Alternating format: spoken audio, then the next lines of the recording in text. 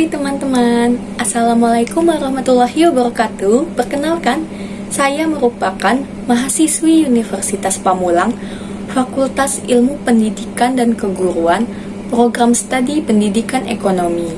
Nama saya Farah Syadilah Putri Aulia, atau biasa dipanggil dengan Faras, Ayas, atau kalau susah bisa aja panggil sayang.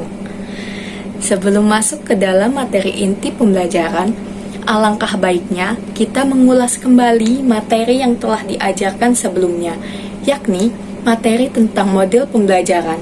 By the way, apa sih yang kalian ketahui tentang model pembelajaran itu? Ada yang tahu nggak? Ya, benar. Jadi, model pembelajaran ialah kerangka kerja yang memberikan gambaran sistematis untuk melaksanakan pembelajaran agar membantu belajar siswa dalam tujuan tertentu yang ingin dicapai.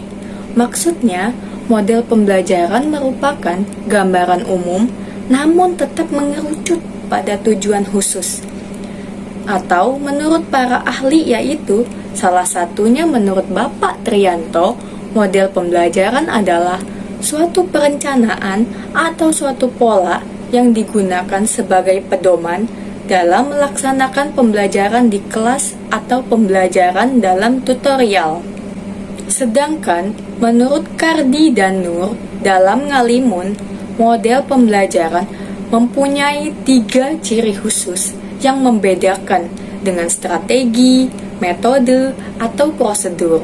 Ciri-ciri tersebut diantaranya ialah yang pertama, yaitu model pembelajaran merupakan rasional teoretik logis yang tersusun oleh para pencipta atau pengembangnya.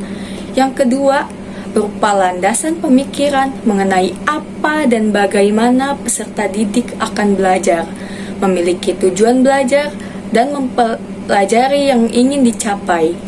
Yang ketiga, yaitu tingkah laku pembelajaran yang diperlukan supaya model tersebut dapat dilaksanakan dengan berhasil dan lingkungan belajar yang diperlukan agar tujuan pembelajaran itu dapat tercapai. Sedangkan menurut Hamiyah dan Jauhar pada tahun 2014, model pembelajaran memiliki ciri-ciri yang diantaranya yaitu yang pertama, berdasarkan teori pendidikan dan teori belajar tertentu. Yang kedua, memiliki misi atau tujuan pendidikan tertentu. Yang ketiga, dapat dijadikan pedoman untuk perbaikan kegiatan pembelajaran di kelas. Yang keempat, memiliki perangkat bagian model. Dan yang kelima yaitu memiliki dampak sebagai akibat penerapan model pembelajaran baik langsung maupun tidak langsung. Selanjutnya yaitu fungsi model pembelajaran.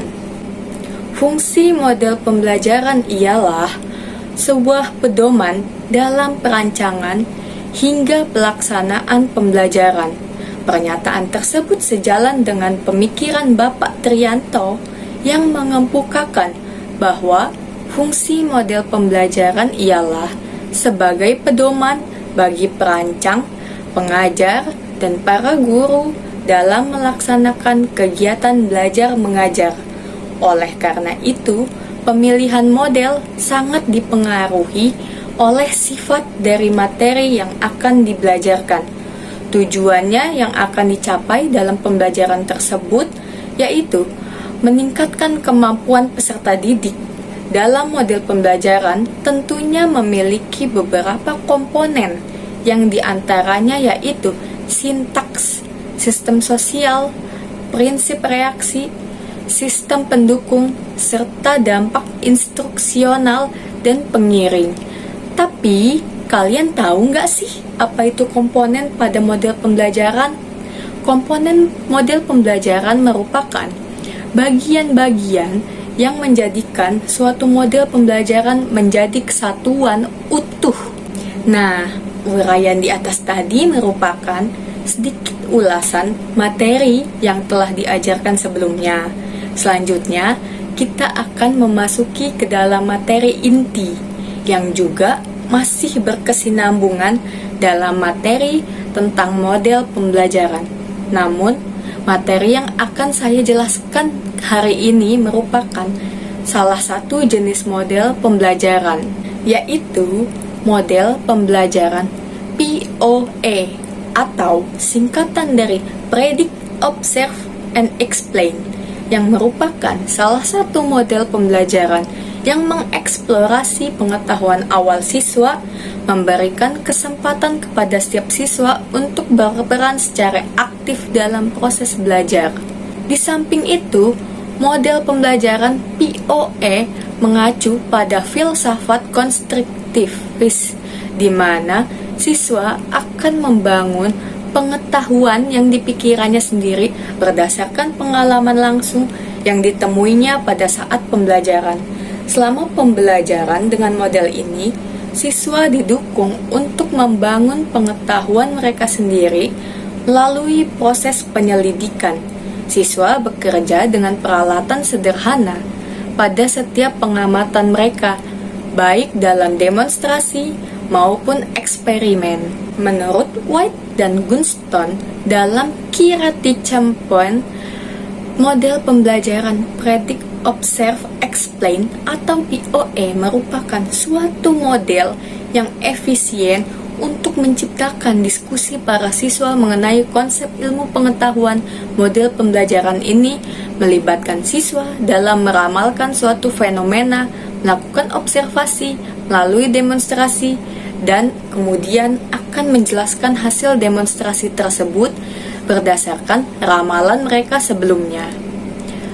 Selanjutnya, terdapat beberapa alasan dalam pembelajaran mengapa digunakan model pembelajaran POE, yang diantaranya yaitu siswa merasa senang untuk melaksanakannya, dikarenakan kegiatan belajar ini tidak hanya terbatas mendengarkan apa yang diberikan oleh guru saja, melainkan mereka turut berperan aktif dalam kegiatan belajar seperti melaksanakan demonstrasi terkait materi yang dibahas.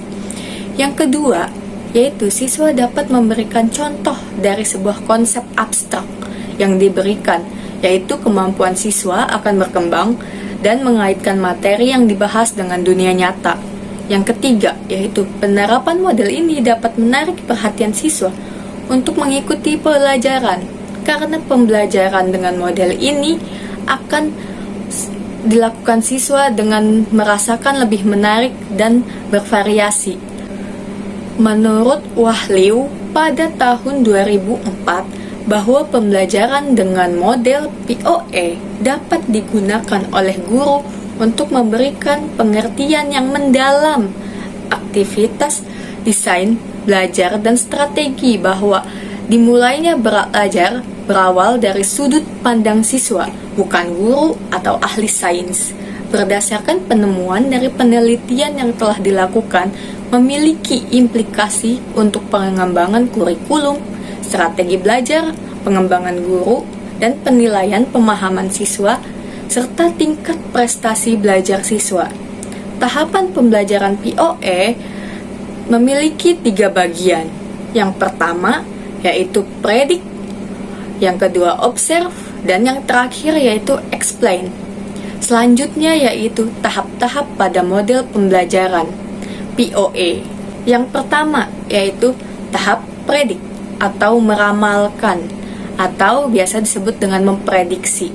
Pada tahap ini, siswa akan meramalkan suatu permasalahan yang diberikan oleh guru, kemudian menuliskan ramalan tersebut beserta alasannya.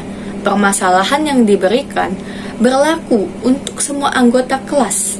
Siswa kemudian akan menyusun hipotesisnya berdasarkan pengetahuan awal yang mereka miliki dan berdasarkan buku-buku atau sumber yang mereka baca terkait dengan metode fenomena yang harus dipecahkan oleh siswa. Yang kedua yaitu tahap observe atau tahap mengamati.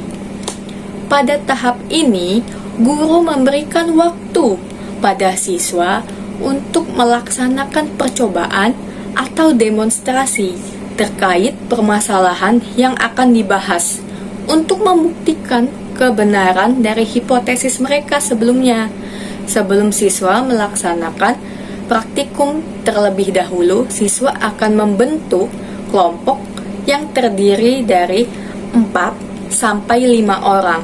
Hal ini bertujuan untuk mempermudah mereka dalam melaksanakan percobaan dan untuk mengefektifkan waktu yang bersedia dalam pelajaran.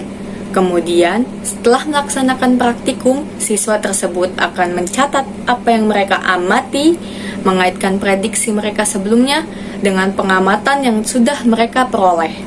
Dan yang terakhir yaitu tahap explain atau menjelaskan. Pada tahap ini, siswa diberikan kesempatan untuk menambah penjelasan ramalan mereka sebelumnya dengan berdiskusi antara masing-masing anggota kelompok yang telah mereka dapatkan sebelumnya. Kemudian, siswa secara acak dari masing-masing kelompok akan ditunjuk untuk menjelaskan atau memberikan interpretasi terhadap permasalahan yang akan mereka bahas, disertai dengan hasil pengamatan yang mereka peroleh. Dalam hal ini, guru berperan dalam menengahi hasil diskusi kelas siswa. Jika terdapat perbedaan hasil percobaan dengan prediksi siswa sebelumnya, maka diharapkan siswa tersebut dapat menyertakan alasan mengapa hal tersebut tidak sesuai dengan teori yang ada. Melalui penyampaian hasil diskusi tersebut, siswa akan mulai membangun konsep baru dalam benaknya. Siswa yang belum mempunyai kesempatan untuk menyampaikan hasil diskusi di depan kelas tetap akan mengumpulkan hasil diskusinya pada akhir pelajaran. Menurut Wahliu, pada tahun 2004, model pembelajaran POE memiliki manfaat, yakni sebagai berikut. Yang pertama yaitu model pembelajaran POE dapat digunakan untuk menggali gagasan awal yang dimiliki oleh siswa. Yang kedua, untuk membangkitkan diskusi baik antara siswa dengan siswa maupun antara siswa dengan guru. Yang ketiga, yaitu memberikan motivasi kepada siswa untuk menyelidiki konsep yang belum mereka pahami. Yang keempat, membangkitkan rasa ingin tahu siswa terhadap suatu permasalahan. Penilaian yang dilakukan dengan menggunakan model pembelajaran ini terjadi selama proses pembelajaran berlangsung serta tugas yang diberikan oleh siswa. Jadi, setiap aktivitas siswa mendapat penghargaan atau apresiasi dari guru. Pada kegiatan model pembelajaran POE atau Predict, Observe, and Explain, terdapat aktivitas yang dimana guru dan siswa akan berkolaborasi menjadi satu, yang diantaranya yaitu yang pertama, siswa dan guru akan memberikan persepsi terkait materi yang akan dibahas. Kedua, yaitu memberikan hipotesis berdasarkan permasalahan yang diambil dari pengalaman siswa atau buku panduan yang memuat suatu fenomena terkait materi yang akan dibahas. Tahap selanjutnya yaitu mengamati, observe. Sebagai fasilitator atau mediator, guru apabila siswa mengalami kesulitan dalam melakukan pembuktian atau penelitian, mengobservasi dengan melakukan eksperimen atau demonstrasi berdasarkan permasalahan yang dikaji dan mencatat hasil pengamatan untuk direfleksikan satu sama lain. Yang ketiga, atau tahap yang terakhir, yaitu menjelaskan atau explain, yakni aktivitasnya adalah memfasilitasi jalannya diskusi apabila siswa mengalami kesulitan mendiskusikan fenomena yang telah diamati secara konseptual, matematis, serta membandingkan hasil observasi dengan hipotesis sebelumnya bersama kelompok masing-masing. Selanjutnya, yaitu pada tahap akhir, Siswa akan mempresentasikan hasil observasi mereka di kelas, serta kelompok lain akan memberikan tanggapan sehingga diperoleh kesimpulan dari permasalahan yang sedang mereka bahas. Pada model pembelajaran POE, memberikan kesempatan kepada siswa untuk berperan aktif dalam pembelajaran, di mana pada proses tersebut siswa akan bekerja secara aktif dan ikut berpartisipasi dalam proses pembelajaran. Pada proses pembelajaran yang aktif, aktivitas ditunjukkan oleh siswa. Siswa sebaiknya wajib menggunakan otak pemikiran dalam memecahkan permasalahan, serta kemudian akan menerapkan apa yang telah mereka pelajari. Siswa akan mengambil tanggung jawab baik secara individu maupun kelompok. Dalam kelompoknya, siswa akan berbagi dan bekerja sama dalam menyelesaikan permasalahan yang sedang mereka hadapi, seperti dalam melakukan pembuktian terhadap hipotesis yang diberikan oleh siswa. Belajar dengan melakukan demonstrasi atau eksperimen. Tujuannya untuk membuat siswa dapat membangun konsep, prinsip, teori, dan hukum di benaknya. Melalui pengamatan atau eksperimen dapat menghasilkan suatu proses belajar yang berarti bagi siswa. Kemudian, siswa dapat membandingkan antara teori yang diperoleh berdasarkan literatur yang mereka baca dengan kenyataan atau fakta yang mereka temukan dalam kehidupan sehari-hari. Jika di antara teori dan fakta yang mereka temukan tidak sesuai, maka akan terjadi konflik kognitif yang dialami oleh siswa. Disinilah proses belajar akan dilalui oleh siswa, karena melalui proses berpikir, siswa akan memperoleh pengetahuan yang lebih bermakna dan akan tersimpan dalam memori jangka panjang siswa. Hal ini disebabkan oleh pengalaman merupakan suatu informasi yang didapatkan secara empirik atau penglihatan, pendengaran, penciuman, rasa, dan peraban atau indera yang akan menjadi pengetahuan seseorang. Dalam konteks sains, pengalaman dapat diperoleh melalui proses melakukan sesuatu dan memikirkan sesuatu dalam lingkungannya. Pengalaman yang dimiliki belajar akan menjadi pengetahuan yang berupa gagasan-gagasan awal atau prior knowledge. Untuk mengubah pengalaman awal, prior experience, menjadi prior knowledge, diperlukan proses bimbingan. Jadi, kesimpulan dari model pembelajaran POE atau Predict, Observe, and Explain adalah proses belajar yang berpusat pada pembelajaran dan berorientasi pada aktivitas di mana pengalaman dan pengetahuan awal sebagai starting point untuk belajar. Selanjutnya, pembelajaran dilakukan melalui 3 tahapan yang diantaranya yaitu Predict, Observe, dan Explain. Baik, jika ada pertanyaan dari kalian terkait materi pembelajaran hari ini, boleh silahkan untuk kalian cantumkan pada kolom komentar yang tersedia. Nantinya insya Allah akan saya jawab pada pertemuan selanjutnya. Semoga materi yang telah saya sampaikan dapat kalian pahami dengan jelas dan menjadi berkah buat kita semua. See you next video. Wassalamualaikum warahmatullahi wabarakatuh. Bye bye.